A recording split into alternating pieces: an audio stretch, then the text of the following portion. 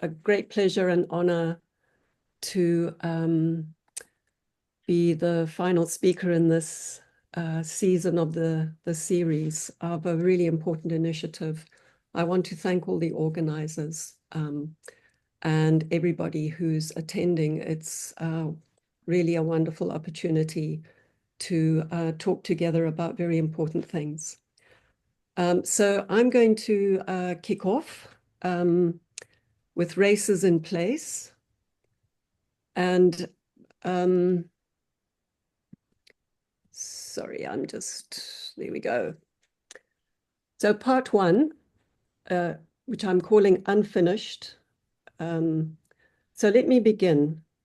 Over some years, before his illness and death, I had numerous close conversations with the photographer Santu Mofokeng. On one occasion in 2006, I arranged for him to come from Johannesburg and speak to my students at the University of the Western Cape, and he spoke mesmerizingly for 4 solid hours. Wow. Santu had a good number of interlocutors, also several curators who did extensive research projects with him, interacting with him around a number of exhibitions and publications, notably Chasing Shadows of 2011. The last substantial recorded conversation I had with Santu was in Johannesburg on 20th of November 2012. And this, to me, unfinished dialogue and meditation is the core of my talk today. Over the time that I knew Santu, our conversations and interviews ranged over violence and the everyday under apartheid, the land, spirituality, HIV/AIDS, and finally climate change. For Santu, these all touched on a deeper vein, which was people's anxiety regarding the invisible and their insecurity about both the present and the future. Now, one might ask, how do you photograph anxiety and insecurity? For Santu, it was a matter of building layers of photographs that he made in South Africa and elsewhere, and then looking at the works and trying to map out what the questions were. It was never about capture and exposure. As his friend Adam Ashforth, who wrote a wonderful book called Witchcraft, Violence and Democracy in South Africa, put it, Santu had a horror of the obvious. I would add that it extended to a dislike of most forms of exposition and explanation. A deep skeptic who enjoyed Black humor in both Home Black, Santu reveled in his long-standing concept of chasing shadows, a pursuit that was both futile and vital. Humorously, he noted how the translation of shadows between English and the Sesotho term seriti had become overdetermined by curators who could not speak any African languages and had barely a glimmer of the extent of its ambiguous and slippery usages. And this determination of the indeterminate was an irony of the art world and the art market, perhaps. But it was something that Santu constantly refused, the pitfalls of certainty. And I'm just going to switch my screen now to share a short video clip. I need to also admit a few colleagues. Thank you. Right. Okay, now this is from a short experimental film that I made with some friends, with audio from Santu's recorded conversations and some of his images with our own filler footage. So here we go.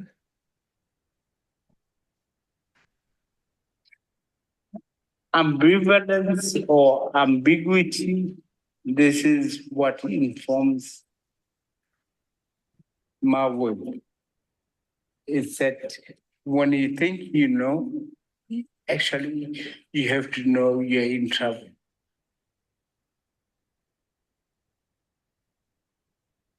time you think you know, you don't know. Perhaps you do know.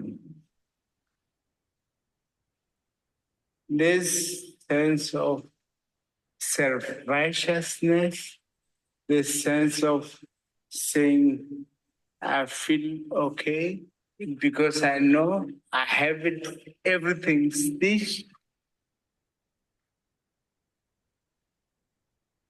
It means you are already in trouble. You are very smart and you're not receptive. Everybody else is wrong. You are correct. Well, I like this image because if you think about the work that's in here, movement and danger and funky, and this is not what actually the picture is all about. In the 1980s or mid-1980s in South Africa, people would come to me and say, we like this picture because you can see bullet holes. Whereas these are not bullet holes. This is just bad plastering, bad workbench. And they see all these scars, you say, this is apartheid. Okay, fine. They worked. And then you can make money and be rich. Because that's the story.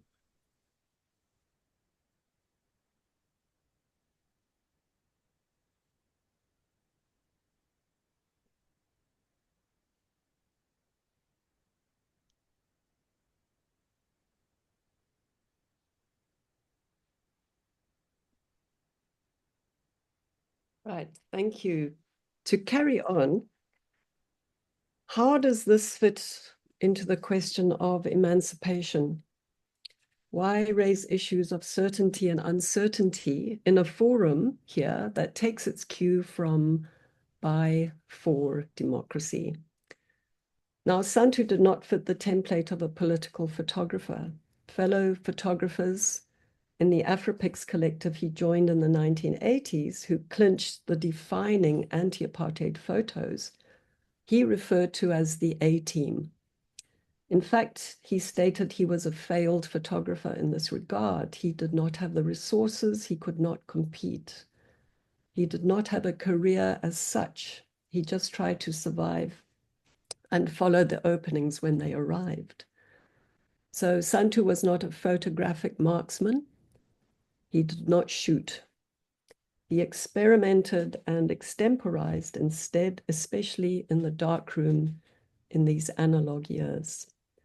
While photographic practices such as social documentary and disciplines such as social history, which I come from, sought to tackle anti-democratic forces during apartheid with realist modes and discourses, Santu experimented beyond that and espoused more ambiguity. Partly this was, as he put it, to get people to speak about stuff or belief systems that sustain them, that have positive but unsavory sides, because we never acknowledge, we never speak about these things. Hence, we have the pictures.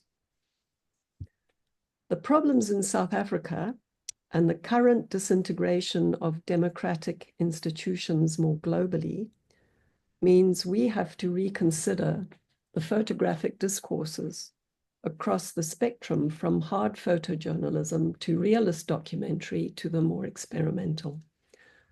Now, for those not familiar with Santu Mofokeng's work, let me sketch in a few background details. Born in New Clare in Soweto in 1956, he engaged in street photography from a young age and eventually began working in press darkrooms. The darkroom was a common entry point for working class Black photographers in Southern Africa into the industry.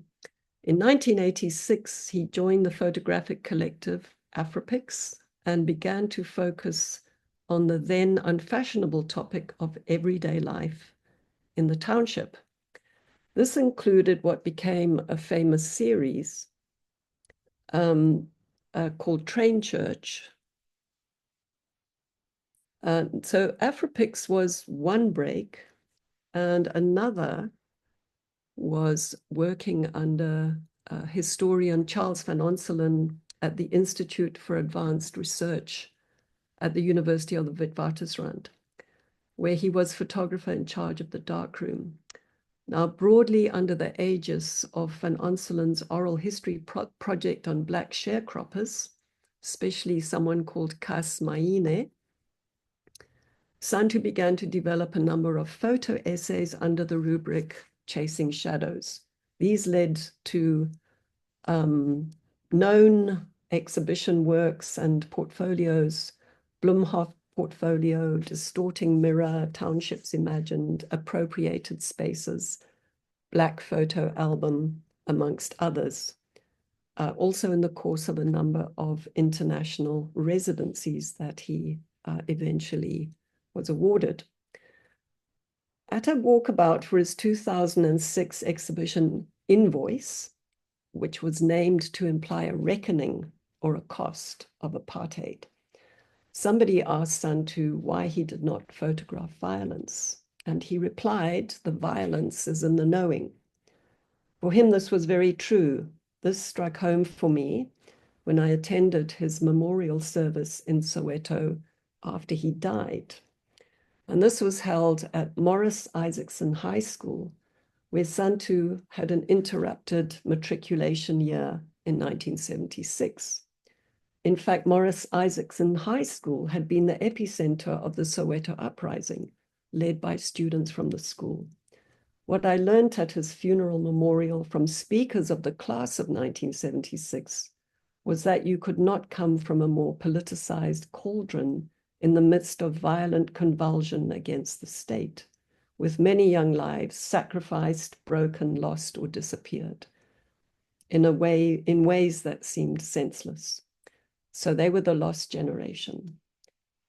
There was no harder political school with momentous critiques of the older generation's approach to waging a struggle, and though he never called himself an activist, it was part of Santu's bedrock, thus even less need to comment on the obvious. Santu's memorial effectively repositions certain things for me about some of his work, especially his earlier work. Soweto 1976 might have started as a protest against Bantu education, as we see here under apartheid, but it also became an anti-capitalist struggle with boycotts against businesses and consumption practices, including drinking alcohol, that left Black people worse off. And a well-known photograph in his earlier work, Maponya's store, with its small windows to reduce damage from the throwing of stones, takes on a bit of a joke here. Maponya's store is now, of course, a mall in Soweto. Now, the critique also at an earlier phase of Santu's career, so-called, his first solo exhibition in 1990, that he as a photographer was making money from Blacks, also takes on a huge resonance given where Santu is coming from. There's a long thread of anti-capitalist commentary in Santu's work. In fact, always curious about changes in visual culture in the Black townships that he came from, his billboard work started early with Welcome to Soweto and the famous Omo billboard. And he picked this up again after 1994 and the transition to democracy. With the spread of billboards and advertising, and Santu made reference to visual pollution, there was a distinct increase in consumer messages and images writ large. And I'm mindful here of Paul Virilio's point about how the public image comes to replace the public space. And we as viewers too are part of this, a four-way exchange between the billboard, Santu, Soweto residents, and ourselves.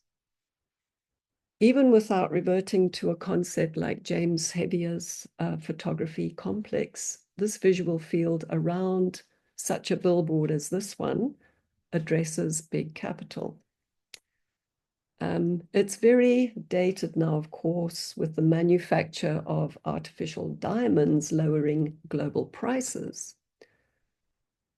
But in 1994, it was an advertising riff on the super wealthy De Beers Corporation, which monopolized the diamond industry.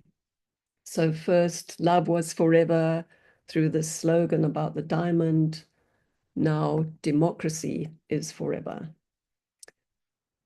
It signaled mining capital's approval of the end of apartheid and by inference, the economic constraints that were stifling growth. The overt message resonates with something Santu said in our last interview. Why did it take so long to get rid of apartheid? No one supported it. That last point is, of course, ironic. Santu also said, I quote, "People say they wanted freedom, but they got democracy instead." Now we're dealing with a post-apartheid that is deeply problematic, and what happened to the struggle for freedom in South Africa. And just like this incomplete project of emancipation and justice, my last working conversation with Santu has remained with me like an undeveloped film, never fully processed.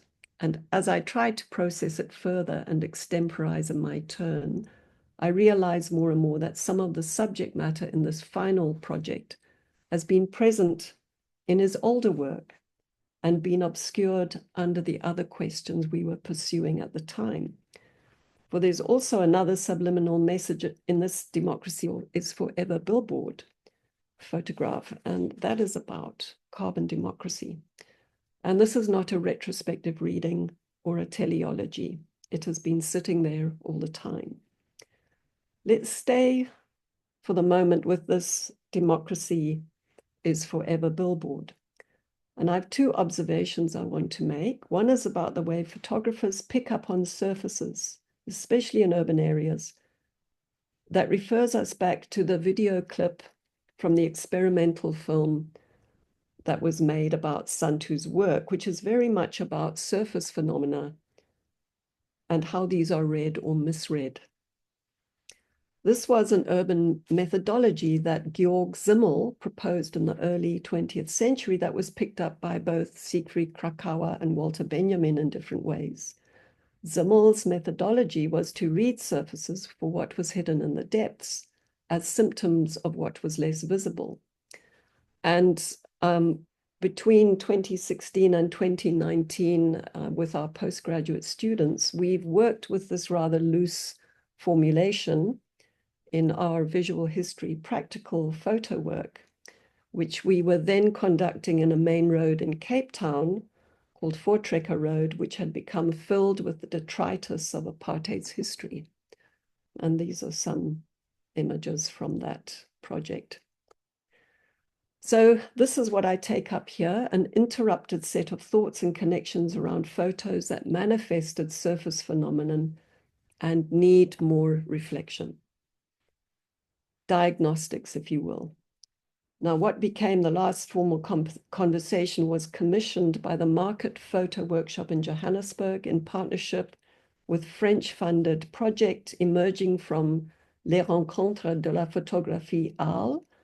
It was called Social Landscapes, and it was published as Transition. And there's a list of the photographers participating. Researchers like myself were commissioned to interview a number of photographers and provide transcripts of recordings that could be used as texts in the book to accompany selected photographs. And most of this talk will draw on my conversation with Santu in November 2012, also touching on what could not go into the French project. Santu had been assigned the topic of fracking. What we discussed then is in turn its own unfinished project, because Santu's illness, which had been descending on him, began to debilitate him very severely, very soon after we spoke. And he was eventually diagnosed with progressive supranuclear palsy. Santu lost the ability to talk, take photos, keep his balance. And finally, there's the finitude of his death, January 2020. Part 2, which I call impasse. To quote Santu, what we have is not democracy. We have technical democracy.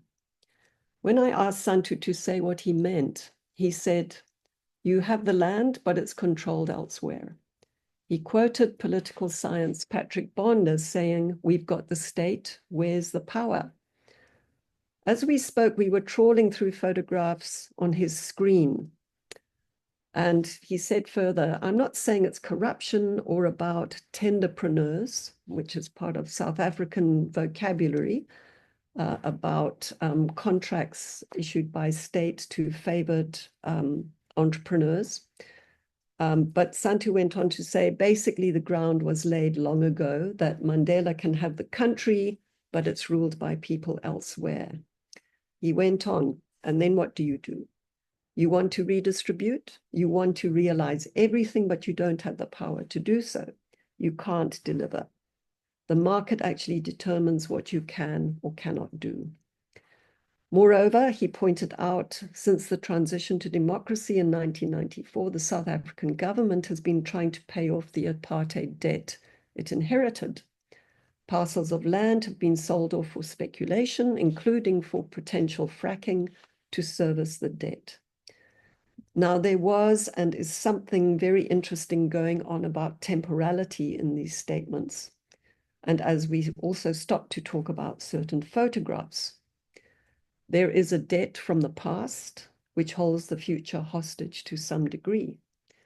And while, as Tim Mitchell argues, the economy is a category that's been left uninterrogated by critical theory, for example, its workings often invisible or impenetrable, Santu did comment a couple of times that a lot of the things going on, we actually know.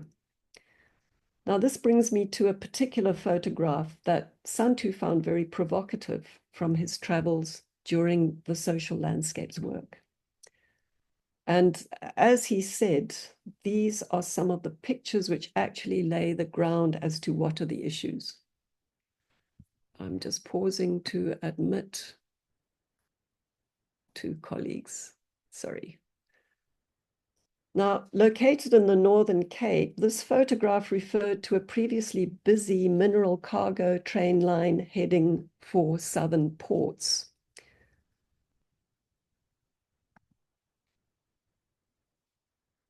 But was now disused. Sorry. Now, the photograph that he spoke about to me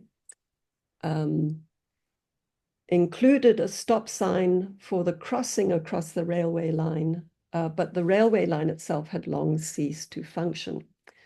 Now, I can't show you the slide because I was not able to get access to it because it remained on Santu's computer.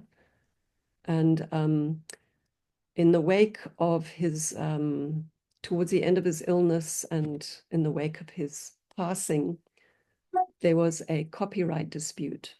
So it is unavailable at this time. So I have instead inserted my own photograph of the railway line which joins to the Northern Cape, this one arriving at the port of Saldanha, which is all lying actually in ruins at the moment. Now, Santu's photograph of a train line, which has a sign in front of it, stop, when the train line is disused, so there's no need to stop, is a kind of the sign, the signifier, and the signified falling asunder, as it were. And for him, it posed an existential question. You look at this image, he said, and you wonder, why do you stop for a train that's not even coming? In short, is there a future? Why go through the motions as if there is? What has been internalized and preempted? Media theorists inform us today that the preemptive works with potentialities, not actualities. To return to the transcript of our interview, those forces who control from the outside or the market, Santu went on, they are dictating in a way that supports the status quo, that you don't rock the boat. You try and then you pay for it. It's not because of some conspiracy by the African National Congress, the ruling party, to buy into capital.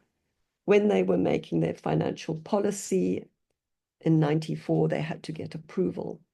And this is the way things worked out. And I suspected I even knew these things, but they were considered unimportant, technical.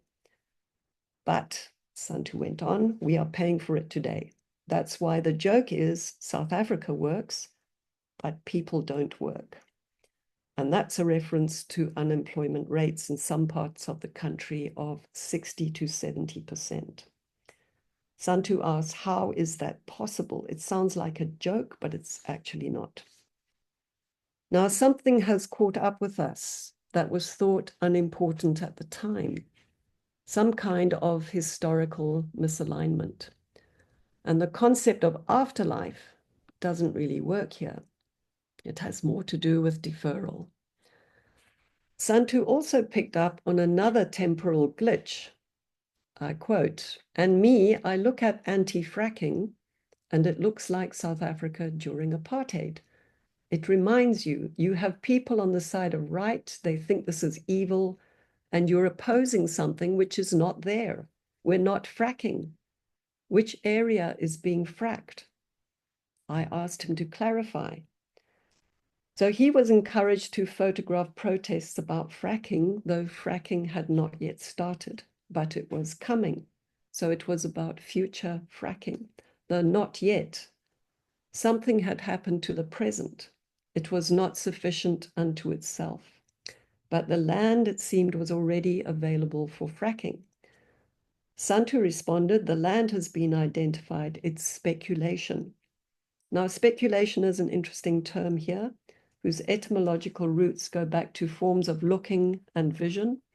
Speculum in Latin refers to mirror, and a general understanding of speculate would be to look into the future and project, though the etymological dictionary gives it as to observe from a vantage point. So to speculate, on what basis and from what vantage point? And who gets to speculate at whose expense? Referring to an old set of political jokes that he was making about Shell and hell, Santu informed me that the original title for his series here was Postcards from Shell. However, it was later modified to the more innocuous Postcards from the Karoo, which is the region where the fracking was happened. Now, it's not only a temporal glitch or misalignment of past, present, and future that surfaces in our conversation, nor is it just about a crisis of expectations where people are left to rot. It's also about things staying the same, and an ugly sameness at that. Let me touch on a few episodes that surfaced in our interview. One incident happened in De Doorns outside Cape Town, where Santu remarked that here you still find people living in serfdom. I quote this short narrative. We booked in and tried to buy dinner. We go through the bar where people who are the captains, which is its reference to landowners, farmers, etc. And they're making sure the ladies who happen to be colored, that's the apartheid classification, that behind the bar, as soon as we rock up, suddenly everyone wants a drink. Now, I'm only there as a visitor. I'm going back to Joburg, but if the poor girl in the bar comes to serve me because my money is as good as anybody, what's going to happen to her. And at the time of our interview, 2 farm workers in the area had died in a spate of protests against unemployment, low wages, and poor services. The second episode that came up in our conversation around race was even more disturbing. And these photographs were not destined for social landscapes, but for a different project Santu had in mind around graves. The setting this time was in Rietfontein and Commondale, considerably north of Johannesburg. And we joked about the name Commondale. I said it sounded like a name invented by a science fiction writer. Santu did a little joking play on the commons, and we concluded that there was nothing common about the commons in Commondale. The problem outlined by Santu was that the graveyard where people had buried their dead since pre-colonial times had been closed off by the farmer who owned the land. One gravestone not recognized as such had been thrown over a wall. And one photograph in the sequence included a notice, which is barely visible here, about exhumations that were in progress. When I asked what happened to people's ancestral remains, Santu explained that they were being thrown to the other side of a road, heavily trafficked by lorries, in another photograph here, where mining would not be affected. He said one local resident was there refusing to move. And as Santu said, it's about money or culture or rituals, whatever. The reference to ritual speaks to local meanings of land as a system of reciprocal relations and obligations across generations. For Santu, however, it was a question of who's going to win, these guys or these guys.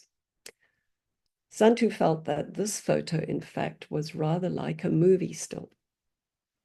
And there was a third incident Santu mentioned where he was hoping to make a photograph about an emerging Black farmer who wanted to buy land in the Eastern Cape. And again, I'm quoting from him. I'm going there trying to take a photo. The place looks empty. I see this handyman busy working. I go up and knock on the door, and the man asks, what am I doing on his farm? He says that his neighbor was killed 3 weeks ago. And he said to Santu, you've got a nerve to come on my farm. Now, on hearing this, this is when I said, race is just in place, race in place. And Santu replied, in those places, South Africa works. We don't know how, if you know your place. He went on, is it true we're fighting on the same side? While preparing this paper, I returned to a notebook that I kept from our meeting, where it seems I wrote down the following. While the condition of whiteness means race is invisible, the pains of race of the Black man are invisible to others. Whatever the temporality, the not yet, the deferred, the unstable now, race is in place. And this bundled together with the toxic effects of extractive economies are worse for the majority. And yes, I am commenting on the obvious. If the present is felt as a series of misalignments, time out of joint, as David Scott puts it, what about climate change? To return to Santu, it's my opinion, he said, it's about our anxieties about what things are going to be like when climate changes. Life is not a constant. Change is a constant. And having said this, what do you imagine the picture is going to be like tomorrow? Part 3, disintegration. In an earlier paper on Santu, I wrote about the hybrid, retentive, and experimental effects of a fractured viewpoint arising specifically in Africa as something that could help us think about photography in relation to the worlds that are contiguous with the camera at a given moment when the photo is made. I return to this now because it remains an important feature of Santu's work. Now, the term fractured is evocative of Virilio and the philosophical question he posed decades ago already of the splitting of viewpoint. I quote, the sharing of perception of the environment between the animate, the living subject, and the inanimate, the object, the seeing machine. And there's an interesting quotation from Chasing Shadows where Santu writes, I'm looking at the interface of the inner and outer, interior, exterior worlds, where the subjective, objective environment informs or determines the experience of being at a given time and space. And I insert this deliberately here because I want to ask where we are in relation to what we are looking at, and if we are really outside the frame here. Santu had inklings of these questions long before the work of the Anthropocene and immersive media announced the breaking down of the boundaries between natural and human history. Santu moved from a documentary field that had claims to objectivity and was marked by certain forms of distance to something more of a continuum between subject, object, human, non-human. And I feel these are some of the new questions we should be asking. We've gone from Heidegger's world as a picture now to technologies of immersive reality, and Santu's work seems to represent something fluid within this, less anthropocentric in advance of the anthropocentric turn. And for him, certainly, objects were often larger than life. At the Warren Siebert's Gallery in 2008, I had my first inkling of a much bigger shift within the fluidity of Santu's larger body of work, something forming within the frameworks that he had entered in recent years, something crystallizing. And I wrote about the two photos that follow now from this exhibition for a local art journal. And I sense something I think I want to tease out a bit further, which is about the disintegration of the sovereign view. I'm just going to quote from my previous. The disintegration of earthly matter in the photograph of sand being replaced on Durban's South Beach constitutes its own perfection. This is what I wrote.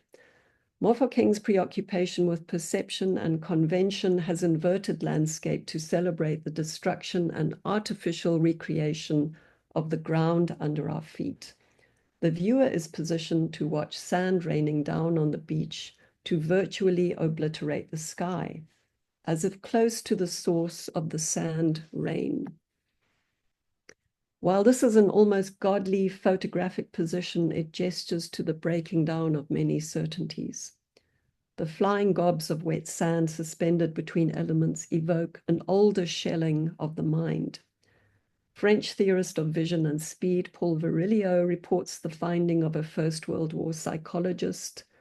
I quote, with the relentless churning up of the war's landscapes, he noted that the personality's alleged fixity had depended to a large extent till then on the permanence of the natural environment. And in Mofokeng's photographs here, there's an endless exploration of many kinds of impermanence and unfixing. An ongoing obsession has been the effects of the multifold dispossession of Black people in this country, especially the psychic rupture of the land. Now, the breaking up of the ground is an early sensitivity, as is Santu's concept of mutations of nature, which he used to refer to in relation to the HIV pandemic in South Africa, mutations of nature. Now,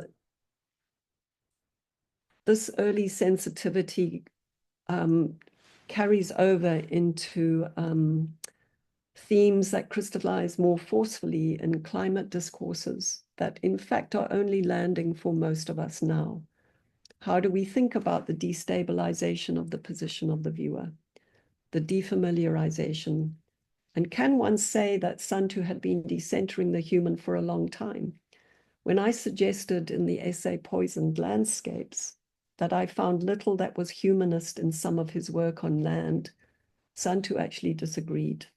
And he was right. He has been reinstating Black experience while also decentering the human more largely. To quote him again, he said, "I was hoping it would percolate. Plowing up the earth for industry or mining suddenly reveals buried pasts of the indigenes so that you have super progress and the ancients surfacing at the same time in a kind of multi-temporal eruption. This is a violent juxtaposition of capitalist time and formless ancestral time, as Chris Morton puts it. But climate change means we are all affected by what Santu conceived as the psychic rupture with the land. None of us are outside the frame. We all face forms of uncertainty and precarity, ultimately finitude, extinction, and this is our rupture." And I'll end there. Thank you very much.